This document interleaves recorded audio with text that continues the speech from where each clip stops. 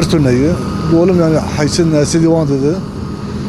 Maliyet buhayı, gübre buhayı, mozot buhayı, ilaç buhayı. O fiyat düşük. Saraçun daha baş bu. Saraçun verim daha baş bu. Mozot erzan bu. Daha baş bu. İsal maliyet hazedeyi. Saraçun hayat onu süt sesi davet. İsal yani haysi nesil hayat onu davet. Sebebi isal direkt gelmiş ya bu. Şu havi verim ki kim? İkinci ürün ya, ikinci ürün ne birinci ürün? Birinci ürün daha verim hazedeyi. Birinci ürün hayat du tonaj davet. İkinci ürün yani per babıcı tonu süt sesidir. Fiyatı ana kadar dora şaşa şaş univayı. Bağırın nemeyi şeydi kujun dini şaşa şaş univa. Barcı bar sevindi çar bu. Fiyatı bir. Ya bağırın nemeyi ya. Nem çok düşük bir. Ha fiyat yedik. Ya beklenti ama fiyat kemi. Malezya'da dernakı, gübre buhayı, ilaç buhayı, biçer buhayı, mozot buhayı, hiç belki hayı bir çeşitli fiyat yedik. Dernakı yani o Ceyran Zede'yi Akı Ceyran Zede'ti tu Karavar Zede'ti namine. Yani bir mesafeli düşük ben namine. Kış darı Ceyran yere. Bela fiyatı düşük. Ana fiyat beklenti ama yani isal doğru haştan ha bu. Ani şaşa şaşı diva. Yani belki onca hayaki nehajı düşün. Ani haşta, ani hafta ve ani şaşı diva. Şaşa şaşı diva.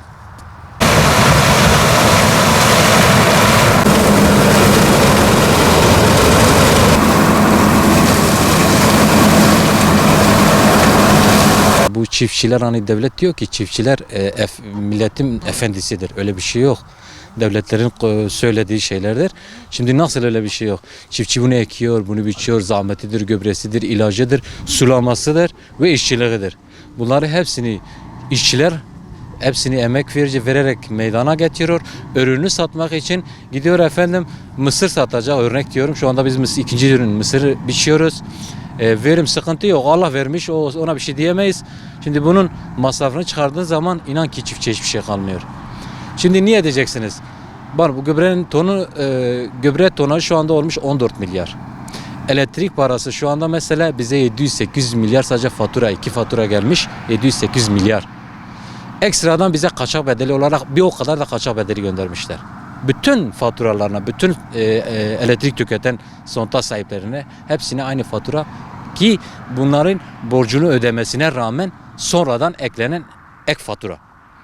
Şimdi adam burada tonu biz sattık 6,5 milyar, 6,400 falan ton şeyi. 14 milyar gübre parası. Bunun hektarına hiç gitmese 50-60 milyar da 100 dönümlük yere 50-60 milyarlık da mazot yakıyoruz. Bunun ilacı da var. Bunun ilacı da yaklaşık 20-30 milyar ilacı tutuyor. Bunun tohumunu saymıyorum zaten.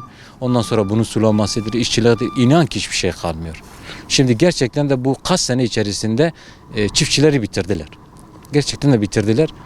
Çiftçiler hiçbir kazanç. Yani eksen dert, ekmesen dert. Yağışlar çok şükür yani yağış görünüyor. İnşallah o Allah'ın vergisidir. Yağar inşallah.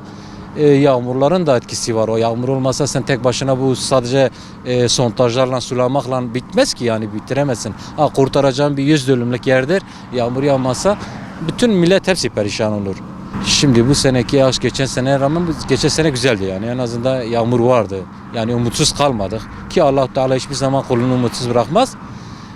İyiydi yani ya bu son düşen yağmur da bayağı faydası vardı. Şimdi ektiğimiz buğdaylar kuru toprağa ektik bunları. Yağmur yağmasaydı mecbur ya sulayacaktık ya da ürünlerimiz hepsi boşa giderdi emeklerimiz. Çok şükür yani şu anda bu yağmur şu anda biraz yeterli görünüyor. Ama önümüzdeki günlerde yine yağış görünüyor inşallah Allah verecek.